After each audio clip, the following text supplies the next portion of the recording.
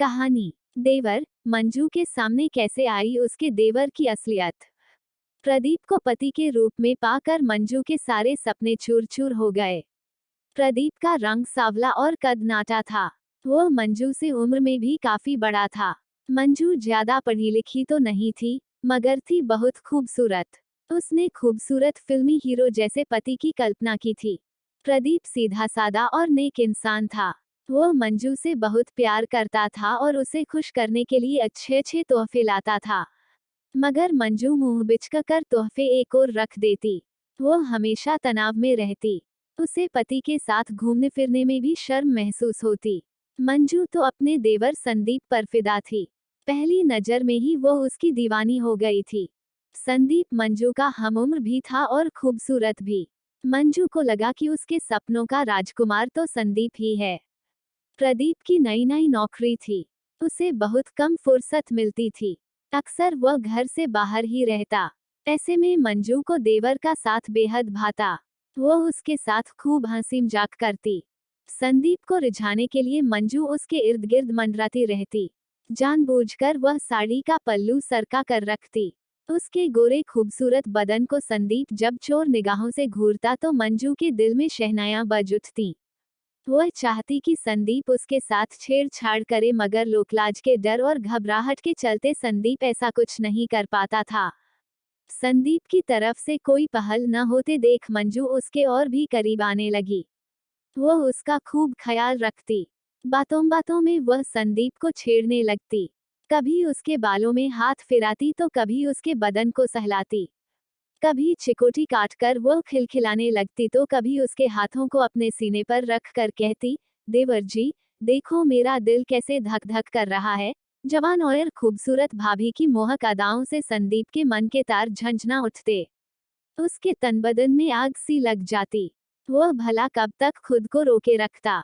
धीरे धीरे वह भी खुलने लगा। देवर भाभी एक दूसरे से चिपके रहने लगे।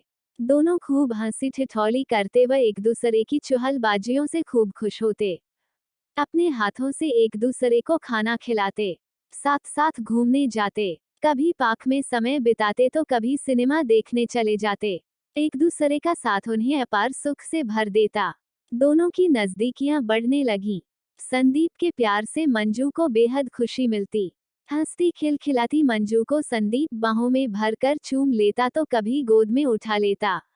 कभी उसके सीने पर सिर रखकर संदीप कहता, इस दिल में अपने लिए जगह ढूंढ रहा हूँ, मिलेगी क्या? चलो देवर जी, फिल्म देखने चलते हैं, एक दिन मंजू बोली। हाँ भाभी, चलो। अजंता टॉकीज में नई फिल्म लगी है, संदीप खुश होकर बोला और कपड़े बदलने के लिए अपने कमरे में चला गया। मंजू कपड़े बदलने के बाद आईने के सामने खड़ी होकर बाल संवारने लगी। अपना चेहरा देखकर वह खुद से ही शर्मा गई। बंठन कर जब वह निकली तो संदीप उसे देखता ही रह गया। तुम इस तरह क्या देख रहे हो देवर जी? तभी मंजू इठलाते हुए हंसकर बोली। अचानक संदीप ने मंजू को पीछे से बाहों में भर लिया और उसके कंधे को चूम कर बोला, बहुत खूबसूरत लग रही हो भाभी। काश हमारे बीच ये रिश्ता न होता तो कितना अच्छा होता। अच्छा, तो तुम क्या करते? मंजू शरारत से बोली। मैं झटपट शादी कर लेता, संदीप ने कहा। धत, मंजू शर्मा गई। लेकिन उसके होठों पर मादक मुस्कान बिखर गई। देवर का प्यार जताना उसे बेहद अच्छा लगा। खैर, वे दोनों फिल्म देखने चल पड़े। फिल्म देखकर जब वे बाहर निकले तो अंधेरा हो चुका था। वे अपनी ही धुन में बातें करते हुए घर लौट पड़े।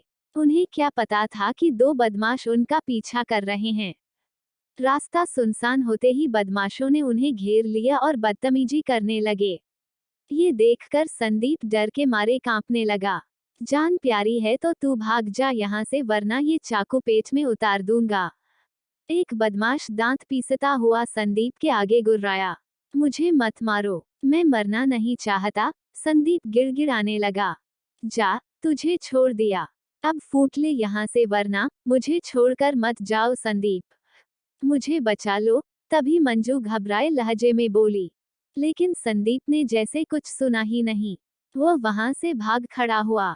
सारे बदमाश हो कर हंसने लगे। मंजू उनकी कैद से छूटने के लिए छटपटा रही थी, पर उसका विरोध काम नहीं आ रहा था। बदमाश मंजू को अपने चंगुल में देख उसे छेड़ते हुए जबरदस्ती खींचने लगे। वे उसके कपड़े उतारने की फिराक में थे। बचाओ, बचाओ, मंजू चीखने लगी। चीखो मत मेरी रानी, गला खराब हो जाएगा। तुम्हें बचाने वाला यहाँ कोई नहीं है। तुम्हें हमारी प्यास बुझानी होगी, एक बदमाश बोला। हाय, कितनी सुंदर हो, मजा आ जाएगा। तुम्हें पाने के लिए हम कब से तड़प रहे थे, दूसरे बदमाश ने हंसते हुए कहा। बदमाशों ने मंजू का मुंह दबोच लिया और उसे घसीटते हुए ले जाने लगे। मंजू की घुटी घुटी चीख निकल रही थी। वह बेबस हो गई थी। इत्तेफाक से प्रदीप अपने दोस्त अजय के साथ उसी रास्ते से गुजर रहा था। चीख सुनकर उसके कान खड़े हो गए। ये तो मंजू की आवाज लगती है। जल्दी चलो, प्रदीप अपने दोस्त अजय से बोला। दोनों तेजी से घटना स्थल पर पहुंचे। अजय ने टॉर्च जलाई तो बदमाश रोशनी में नहा गए। बदमाश मंजू के साथ जबरदस्ती करने की कोशिश कर रहे थे। मंजू लाचार हिरनी सी छटपटा रही थी। प्रदीप और अजय फौरन बदमाशों पर टूट पड़े। उन दोनों ने हिम्मत दिखाते हुए उनकी पिटाई करनी शुरू कर दी। मामला बिगड़ता देख बदमाश भाग खड़े हुए, लेकिन जाते जाते उन्होंने प्रदीप को जख्मी कर दिया। मंजू ने देखा कि प्रदीप घायल हो गया है। वह जैसे तैसे खड़ी हुई और सीने से लगकर फूट फूट कर रो पड़ी। उसने अपने आंसुओं से प्रदीप के सीने को तर कर दिया। चलो, घर चलें, प्रदीप ने मंजू को सहारा दिया।